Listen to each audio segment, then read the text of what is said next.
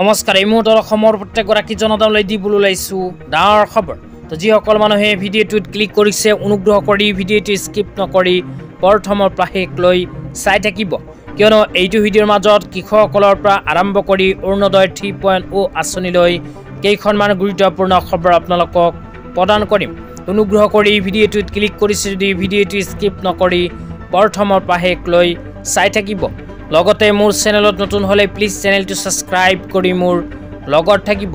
তো বলক ভিডিঅ'টো আৰম্ভ কৰি আজি প্ৰথমটো গুৰুত্বপূৰ্ণ খবৰৰ বিষয়ে বিস্তাৰিত জানি লওক। লগতে আপোনালোকক ৰিকুৱেষ্ট কৰিছোঁ অনুগ্ৰহ কৰি ভিডিঅ'টো শ্বেয়াৰ কৰি দিব। তো আপোনালোকে মোবাইল স্ক্ৰীনত চাব পাৰিছে চৰকাৰৰ ফালৰ পৰা কৃষকসকলৰ বাবে এনেকুৱা এখন আপডেট প্ৰদান কৰিছে। তো যিসকল কৃষকে খেতি বাতি কৰে সেইসকল কৃষকে অহা 31 জুলাই তাৰিখৰ ভিতৰতে কৰিব লাগিব এই কাম, কিয়নো ভাৰত চৰকাৰে কৃষকসকলৰ বাবে আৰম্ভ কৰিছে PMFBY আঁচনি। এইখন আঁচনিৰ জৰিয়তে যিসকল কৃষকে খেতি বাতি কৰে সেইসকল কৃষকক চৰকাৰৰ ফালৰ পৰা প্ৰদান কৰা হয় ক্ষতিপূৰণ। তো আপোনালোকে যদি শালি ধানৰ খেতি কৰে তেন্তে 31 জুলাই 2025 তাৰিখৰ পূৰ্বে PMFBY আঁচনিত কৰিব লাগিব আবেদন, কিয়নো অসম চৰকাৰৰ ফালৰ পৰা উল্লেখ কৰা অনুযায়ী যিসকল কৃষকে শালি ধানৰ খেতি কৰিব সেইসকল কৃষকে PMFBY আঁচনিত আবেদন কৰিব বিচাৰিলে 31 জুলাই 2025 তাৰিখৰ ভিতৰতে কৰিব লাগিব আবেদন।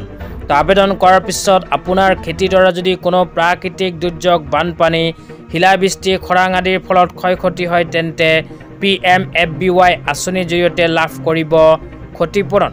তেতিয়া আপোনালোকক দিবলৈ ওলাইছোঁ আজি দ্বিতীয়টো খুবেই গুৰুত্বপূৰ্ণ খবৰ। অনুগ্ৰহ কৰি ভিডিঅ'টো স্কিপ নকৰি চাই থাকিব। আজিৰ দ্বিতীয়টো গুৰুত্বপূৰ্ণ খবৰ হ'ল অসম চৰকাৰৰ 2025-26 বিত্তীয় বৰ্ষৰ বাজেট লৈ। তো আপোনালোকে মোবাইল স্ক্ৰীনত চাব পাৰিছে অসম চৰকাৰে 2025-26 বিত্তীয় বৰ্ষৰ বাজেটত অৰুণোদয় আঁচনিলৈ এনেকুৱা এখন সিদ্ধান্ত গ্ৰহণ কৰিছে। তো ইয়াতে লিখা আছে অৰুণোদয় 3.0 নাৰী সামাজিক সুৰক্ষা নিশ্চিতকৰণ 5,000 কোটি টকাৰ আবণ্টন জনাইছে অসম চৰকাৰে অৰুণোদয় আঁচনিলৈ।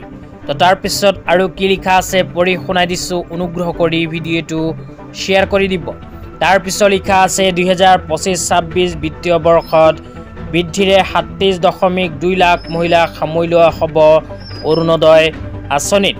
ইয়াৰ লগতে কোৱা হৈছে অৰুণোদয়ৰ সৈতে সমতা নিশ্চিত কৰিবলৈ ৰাষ্ট্ৰীয় বিধৱা পেঞ্চন আঁচনিৰ অধীনত স্বামীহীনাসকলক অতিৰিক্ত পেঞ্চন প্ৰদান কৰিব অসম চৰকাৰে। তো আজি ইমানেই। ভিডিঅ'টো চাই কেনে পালে নিশ্চয় এইটো ভিডিঅ'ৰ কমেণ্ট বক্সত কমেণ্ট কৰি জনাই দিব। লগতে চেনেলটো ছাবস্ক্ৰাইব কৰি মোৰ লগত